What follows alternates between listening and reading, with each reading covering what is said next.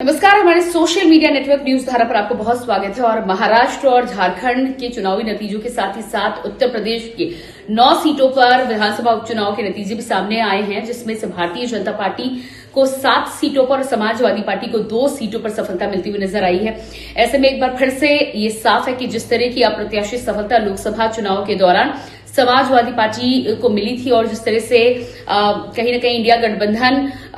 को जीत मिली थी, जिसके बाद समाजवादी पार्टी और खासतौर से सपा सुप्रीमो अखिलेश यादव का आत्मविश्वास चरम पर था। लगातार चुनाव को लेकर अखिलेश यादव और उनकी पार्टी के तमाम नेता भारतीय जनता पार्टी को चुनौती देते हुए नजर आ रहे थे। भारतीय जनता पार्टी ने न सिर्फ इस चुनौती को स्वीकार किया है, बल्कि एक बार फिर से 7 सीटों पर जीत हासिल करके ये जता दिया है कि एक बार धक्का जरूर लगा है, लेकिन भारतीय जनता पार्टी के कैंडिडेट, भारतीय जनता पार्टी के कार्यकर्ता और भारतीय जनता पार्टी का जमीनी संगठन अपनी जीत को पकड़कर रखने में सक्षम है, जिसको लेकर लगातार भारतीय जनता पार्टी के शीर्ष नेता तो कार्यकर्ताओं की तारीफ करते हुए नजर ही आ रहे हैं। मुख्यमंत्री योगी आदित्यनाथ ने भी अपने भाषण में जिस तरह से धर्म को लेकर एक बार फिर से बात कही, उससे एक बात तो बिल्कुल साफ है कि बटेंगे तो कटेंगे का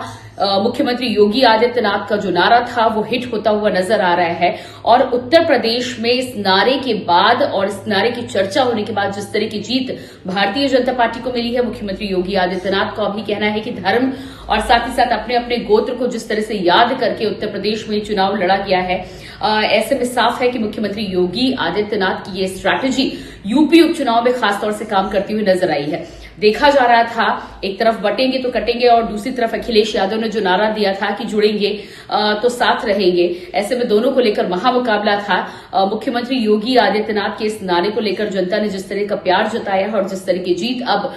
भारतीय जनता पार्टी को 7 सीटों पर मिली, इससे एक बार साफ हो चुका है कि मुख्यमंत्री योगी आदित्यनाथ के लिए आने वाले 27 के लिए जो रास्ता और जो राह वो तैयार करना चाह रहे थे, उसकी नींव पड़ चुकी है। देखना यह होगा कि यूपी उपचुनाव की जीत के साथ ही साथ एक तरफ लोकसभा की जीत कांग्रेस और इंडिया गठबंधन के पास और दूसरी तरफ उपचुनाव की जीत भारतीय जनता पार्टी के गठबंधन के साथ ही साथ 27 का जो रोड मैप तैयार होता है वो किस तरह से तैयार होता है। लेकिन उत्तर प्रदेश की राजनीति को लेकर ये दोनों ही नारे और उसके बाद ये दोनों ही नतीजे आगे आने वाले समय में बेहद दिलचस्प होने वाले हैं।